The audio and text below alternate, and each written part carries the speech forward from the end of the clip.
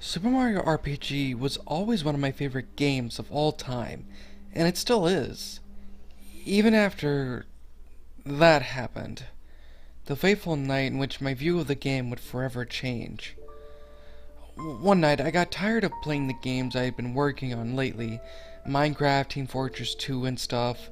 I wanted something older, and I thought, what's better than my old favorite game, Super Mario RPG? In fact, I've been neglecting my webcomic of it lately, and I decided to play a little bit and would help me get in the mood to work on a new comic. I dug out my SNES and my box of games and hooked it up. Normally I'd just use an emulator, but I wanted to feel the controller in my hands. The WASD keyboard configuration was just getting tired to me. Anyway, I got it hooked up and looked through my games. Super Mario All-Stars, Super Metroid, Mario World, Conquers, Triggered, Super Mario RPG Legend of the Seven Stars. Found it. But when I picked it up, something was really weird. The cartridge was hot. I mean, it was really hot. It had never done this before, and there was no real explanation for it since it hadn't been used in months. And even though I should have been more concerned with why it was hot, I wanted to play it. I put it in the system anyway and turned it on. Right away, I noticed something else that was really unusual. Right after the Nintendo Square licensing bit, there was usually a cutscene of Toadstool getting kidnapped by Bowser and Mario opening his doors, seeing her missing and jumps out to save the day. This time, however, it was totally different. Toadstool was sitting on the ground of the same flower patch, but she was crying, as if she was mourning. Where the usual happy music played, there was only a crying sound effect. A sound I've never even heard in a game before. And Bowser never showed up. She just continued to cry. Soon Mario came out of his house and sat beside her looking sad and put his arm around her. He wasn't crying though, I guess he was just trying to be tough. I didn't know what happened, but they obviously lost someone very close. The camera panned up to the sky and it faded to white. The screen faded back to Mario in his house doing various things, washing his face at the sink and looking over at the second sink and sighing, sitting at the breakfast table with a place set for a second person across from him. He stared at the empty seat for a bit before breaking into tears. At this point, I knew who they had lost. It was Luigi. Mario was getting ready to go out and went for his hammer on the wall and paused when he saw the one next to it under the name Luigi.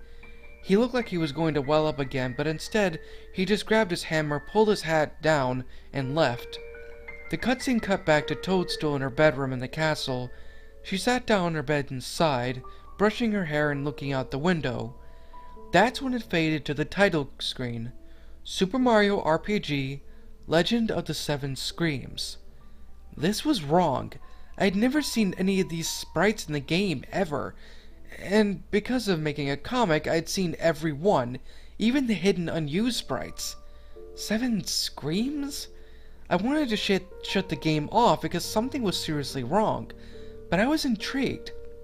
I wanted to know more. I wanted to know what Mario was going to do next, why Luigi was dead, and who or what was responsible. I had to hit start. The file selection screen was the same, only the Mario sprite you used to select your file didn't have the same old dumpy smile he usually had. He looked pissed, and there was only one file. All my files were gone, and I got pretty far on all of them, two of which had completed games on them. The file that remained was called Payback. I selected the file and Mario jumped off the screen like he usually does. The game faded in with Mario outside his house, and he actually had dialogue. He never really spoke in this game, not one line, but he was speaking and it wasn't pretty. Mario: how could this have happened? My own brother. Take it from me. I've got to do something. They have to pay. I could move my character now. The sign above Mario's door that once said Pipe House now said Mario and Luigi, with Luigi's name crossed out. I went inside the house out of curiosity. Everything was different because there was usually two of everything. There were two beds, each with a nightstand and a lap. Mario's was, well, the only one with the green blanket, and Luigi's was with the red one. It was nice they made some contrast there. I knew that it was the case because if I tried to turn off Luigi's lamp, it would say, "Luigi wouldn't want me sleeping in his bed. I've got business to resolve anyway." I left the house and went for the overworld map. There wasn't much to it though. There were huge chunks that looked like they were blown apart by an explosion of some sort. Mushroom Way was luckily intact. I selected Mushroom Way and went in. Everything looked completely different. The dense forest and vines looked like they had been burned away, and there were charred enemies on the ground, some with mangled faces and some torn in half with actual blood, which was never ever seen in a Mario game before. I got through the first screen, and the second screen wasn't much better. The hills were flattened. The once spinning flowers were now piles of ash. Once again, there were enemies everywhere on the ground. The full heat block was still there, even though I honestly didn't need it now. I hadn't thought until now to check Mario's stats. I opened the menu and went to the status and selected Mario. Mario had 20/20 health and already had his hammer, which I didn't think was weird considering everything else. His other stats were normal too, except one. His attack, defense, magic, attack, etc. and defense were all normal, but there was a new one. Rage. And it was in red. That made me look at Mario's sprite again, and he still looked pissed. I closed out of that and continued to play. At the end of the Mushroom Way there was a boss, but he wasn't alive. It was a skeleton of the Hammer Bro that was once blocking the way. Burnt flesh fused to the bones. I inspected the skeleton and Mario stepped close, put his hand on it for a second, stepped back and smashed it into pieces with the hammer. I was so shocked at what I was seeing, but it was making for such an interesting story I couldn't stop playing. I continued on to Mushroom Kingdom, but it didn't get much better from there. Mushroom Kingdom was in complete ruins. Walls to houses were crumbled. Toads were wandering around looking sick, and a few were injured. The place looked like Hiroshima after the A-bomb. There was no music, and faint wailing could be heard in the background. I tried to talk to one of the people since it was the first NPC interaction so far. He didn't say anything but ... I tried another, and she said, "Why did you come back? Is there another attack coming?" At this point I was crying. I couldn't take what I was seeing. I had to stop and come back later. I went down to the inn to see if the save block was there, and it wasn't. Come to think of it, none of the save blocks were there. The one by Mario's pad, if I recalled correctly, there was supposed to be one on Mushroom Way. I think it wants me to play until the end. I paused it and took a break anyway. During that time, I thought about what the game was doing. What was this new story going to tell me? What happened to Mushroom Kingdom? Did Luigi die in one of those attacks? I guess I'd have to find out when I played again. I got back to the game again. I usually turned my TV off when I had a game pause so that my dad wouldn't get after me about leaving stuff unattended. I turned the TV on and there was a message on my screen. "You left the game. I wouldn't recommend doing that again." I was freaking out after that. I had to catch my breath, but I bypassed the message and unpaused the game and started again. The first place I wanted to go to was the item shop to see what kind of items this new game had. But I got down there and the front door to the shop was boarded shut. There was a note on the door. I read it and it said, "Item shop closed indefinitely by owner. Sorry for any inconvenience." I'm just too scared to keep going any longer. I half expected that. The mean old shopkeeper was a coward anyway. I see some people's personalities haven't been altered at all. The only real change I'd seen so far was Mario's. Not really a lot I can do now but go up to the castle and see the princess. When I got there, I was glad to see the castle didn't get much damage like the rest of the town. The 2 cards that usually stood outside the door were gone. I guess with the assumed thin numbers, they were pretty much needed elsewhere. Once inside, I was spotted by a Toad immediately, and in fact scolded for not being there sooner. Toad, "Mario, where you been? The princess has been worrying sick about you. I mean, I would have gone to retrieve you myself, but Mushroom Way has lately been so..." "So how are you holding up?" Mario, "Better than you could probably imagine. Where's the toadstool?"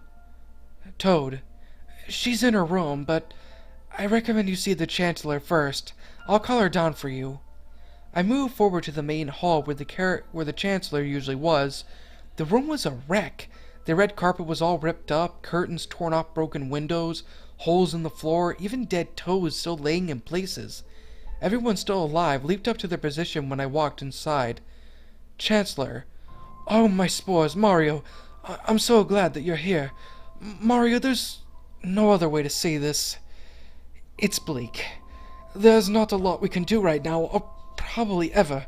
Mushroom Kingdom as we know it may be done for. Mario. I don't care. Like I said. There, I said it. I just don't care anymore.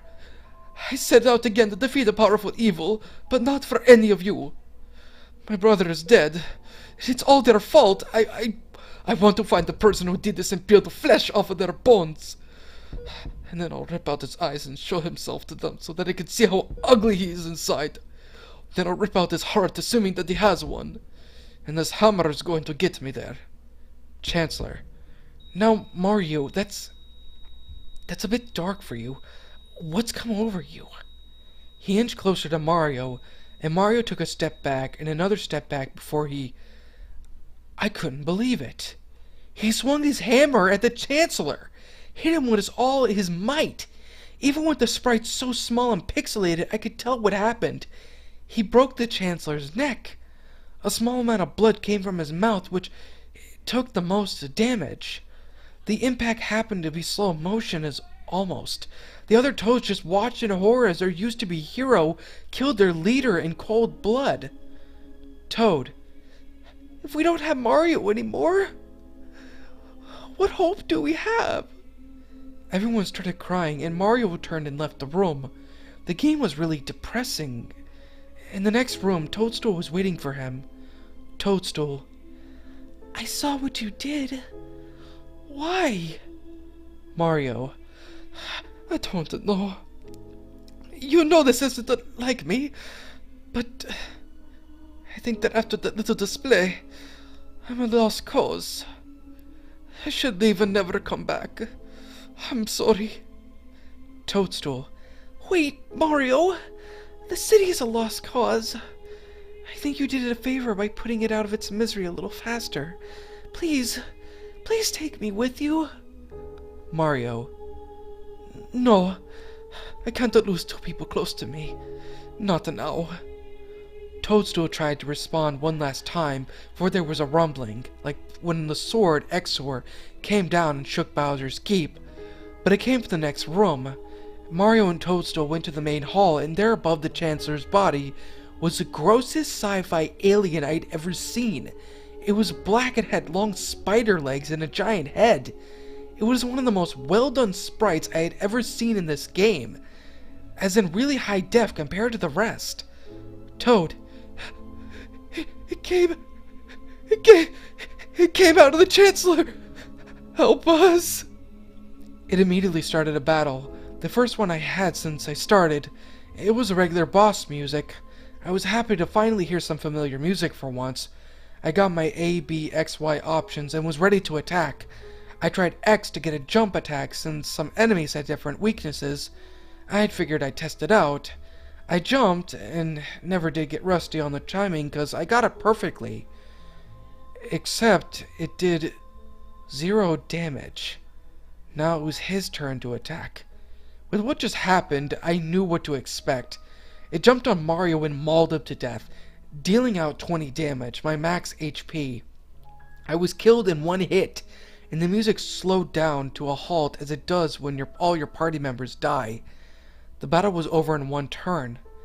I thought it must have been a story event, and turns out it was. I got out of the battle, and the alien was standing over Mario, picked him up with his mouth, and swallowed him whole. Toadstool and everybody else could only watch in horror as the screen faded to black. The look of utter shock on my face was unimaginable. Why would someone do this? Who could think of such a horrible ending for a Mario game? It faded back with Toadstool and all the remaining Toads in Nimbus Land, which I'm assuming was the only safe place left, holding memorial service for Mario.